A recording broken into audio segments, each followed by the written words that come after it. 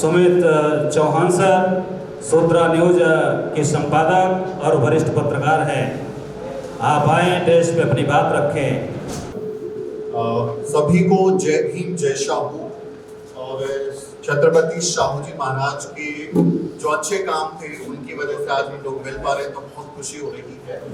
मंच पर सम्मानित सभी जो सदस्य हैं, वाम सेफ के राष्ट्रीय अध्यक्ष जी एडवोकेट नितिन निशाम जी, मेरे जो बहुत प्यारे मित्र हैं, और आप सभी साथी, आप सबको जय भीम, नमो बुद्धाय।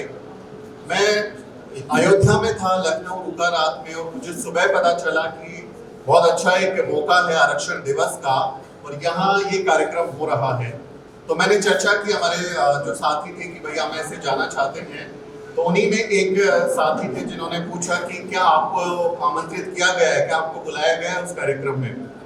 तो मुझे थोड़ी हैरानी हुई और मैंने कहा कि अगर कहीं से आप गुजर रहे होते और रास्ते में कहीं जागरण चल रहा होता, कोई धार्मिक अनुष्ठान चल रहा होता, तो आप अपनी गाड़ी रोक लेते, उतर जाते, नमस्ते करते, अपनी जेब से कुछ पैसा चढ़ाते और वहां पे अपनी श्रद्धा को व्यक्त करते।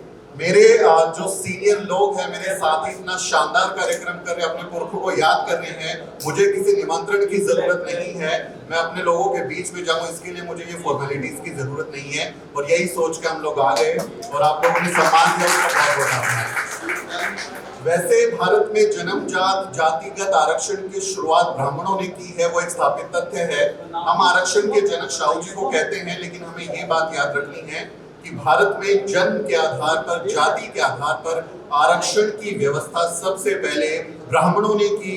उनके जो नायक रहे, जो कहें कि कानून बनाने वाले रहे, मनु, उन्होंने अपनी मनुस्मृति में की, अपने वेदों में की, शास्त्रों में की। तो जन्म के आधार पर आरक्षण उन्होंने शुरू किया और उन लोगों ने ऐसी व्यवस्था बनाई जिसमें सिर्फ उनके लोग सब जगह पर कुंडली मारकर बैठ गए, सारे पदों को कहीं कि अपने कब्जे में लेकर बैठ गए, सारी मलाई खुद खा रहे थे। उस अव्यवस्था के, उस घटिया मनुवादी व्यवस्था के उपचार के तौर पर जब वंचित दबे कुचले लोगों को एकदम दरकिनार कर दिया गया, उनकी हालत बहुत खराब कर दी गई, उसके इलाज के तौर पर, उसके उपचार के तौर पर हमारे छत्रपति शाहू जी महाराज ने आज के दिन हमें सामाजिक न्याय की गारंटी दी थी।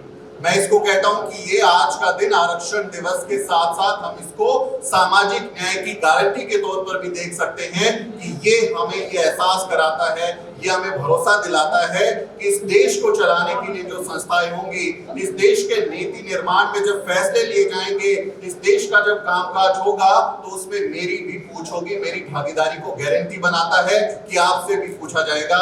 ये व्यवस्था हमारे पुरखे करके गए थे और इसी वजह से, इन्हीं लोगों की मेहनत की वजह से हम लोग आज यहाँ शानदार तरीके से बैठ के अपना एसी हॉल में बैठ के काम कर रहे हैं, बात कर रहे हैं। तो हमें उनको याद करना चाहिए।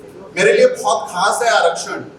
मेरे पिताजी चपरासी की नौकरी करते थे, मेरे दादाजी जो हैं वो चमड़ा छीलकर जूतियां बनाते थे, लोगों की दुत्कार सहते थे। मेरे पिताजी किसी तरह नंगे पैर जाके, बहुत जल्दी उनकी मृत्यु हो गई थी तो बहुत कुछ यादें नहीं है, लेकिन जितनी यादें हैं वो बताते थे कि कैसे नंगे पैर फटे पुराने कपड़ों में वो 2-4 किलोमीटर दूर जाके स्कूल में पढ़ते थे। 8वीं पास कर पाए और 8वीं पास जैसे ही की, आरक्षण की वजह से उन्हें नौकरी चपरासी की मिल गई। वो चपरासी की नौकरी करते रहे और उस चपरासी की नौकरी में आरक्षण की बदौलत जो मिली, उसने हमें इस काबिल बना दिया कि आज मैं सिर्फ राष्ट्रीय मंच नहीं, अंतरराष्ट्रीय मंच पर भी खड़ा होकर अपने पुरखों को याद कर सकता हूँ, अपने लोगों के लिए आवाज उठा सकता हूँ, अपने हक के लिए बोल सकता हूँ, सिर्फ उनकी वजह से।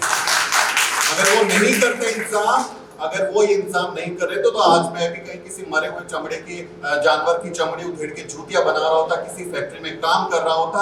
और जो ये लोग इंतजाम कर गए थे, उसकी वजह से मेरे जैसे असंख्य लोग, आप जितने भी लोग हैं, ये उन्हीं की हमारी कहें कि हमें मौके मिले, अवसर मिले। जो लोग ढिंडोरा पीटते हैं कि मेरिट होती है, जो ढिंडोरा पीटते हैं कि मेरिट ही सब कुछ है, मेरिट कुछ नहीं है, सिर्फ उनका छलावा है, उनकी ऐसी कहें कि मनगढ़ंत बातें हैं। जो अवसरों को, जो सारे संसाधन उस पर सिर्फ अपने कब्जे को मुकम्मल तौर पर उसके पुख्ता इंतजाम करने के लिए ऐसे छलावे करते हैं कि मेरिट होती है। ऐसे मूर्ख लोग भरे हुए हैं। ऐसे अगर मेरिट है तो आप जो है सारे के सारे आविष्कार कर लिए होते हैं। आपने अभी तक इतने सालों में आप सारी की सारी राष्ट्रीय एजेंसियों के अध्यक्ष बने बैठे हैं, सारी यूनिवर्सिटी के अध्यक्ष आप बने बैठे, वाइस चांसलर आपके हैं, हमारे लोग नहीं है, प्रोफेसर हमारे लोग नहीं बने, आपके लोग हैं। क्यों नहीं दुनिया के टॉप 10 100 यूनिवर्सिटीज में आपके यूनिवर्सिटी आ गई है। आरबीआई के निदेशक आप बने हुए हैं, भारत में आज तक शिक्षा मंत्री दलित नहीं बना, तो क्यों आप शिक्षा के क्षेत्र में इसको भारत को बहुत मुकम्मल जगह पर नहीं लेके गए। आपकी मेरिट है, हमारी मेरिट को आप कहते हैं कि आरक्षण वाले, भीख वाले हैं। अगर भीख थी तो ईडब्ल्यूएस के नाम पर सुदामा कोटा कैसे लागू कर दिया? 10% एक्सक्लूसिव आपने सुदामा कोटा उनके लिए बना दिया। तब आपको मेरिट की याद नहीं आती कि मेरिट भी कोई चीज होती है और आरक्षण से जो है ये इनकॉम्पिटेंसी आ जाएगी, इससे खत्म हो जाएगा।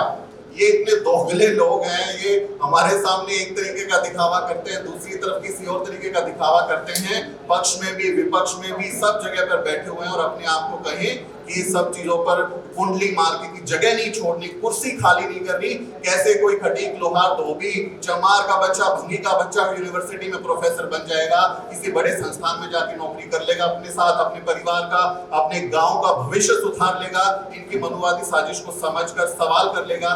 ये इनसे मंजूर नहीं होता और इसी वजह से ऐसे लोग ये प्रपंच करते हैं कि भारत में मनुवादी व्यवस्था लागू हो, संविधान पर हमला किया जाए, आरक्षण जैसी व्यवस्था जो हमारे पुरखों ने हमें दी थी वो खत्म की जाए ताकि हम फिर से गुलाम बन सके। और उसी गुलामी को तोड़ने के लिए बामसेफ जैसे जो कार्यक्रम कर रहे हैं, जो ऑर्गेनाइजेशन है, मैं बहुत इन लोगों का शुक्रगुजार रहता हूं कि इस मनुवादी व्यवस्था को अगर कोई चोट दे सकता है, आरएसएस जैसे दुष्ट संगठन को अगर कोई जवाब दे सकता है तो बामसेफ जैसे लोग दे सकते हैं, क्योंकि संगठित अनुशासन लोग हैं लोगों में। तो आप लोगों से बहुत हमें उम्मीदें हैं और हमें इस बात का भी उम्मीद है कि आप जैसे जो लोग अब जाग चुके हैं दोबारा गहरी नींद में नहीं जाएंगे। भविष्य भले ही अंधकार में हो लेकिन हम उम्मीद की रोशनी लगाएंगे, जलाएंगे और अपनी मंजिल तक पहुंचेंगे। आप लोगों ने बुलाया, बोलने का मौका दिया, मेरी वजह से अगर कोई अव्यवस्था हुई हो तो मैं माफी चाहता हूँ। मुझे बहुत अच्छा लगा, आप लोगों ने मुझे सम्मान दिया। फिर कभी मुलाकात होगी, फिर कभी विस्तार से बात होगी। जय भीम, जय शाहू।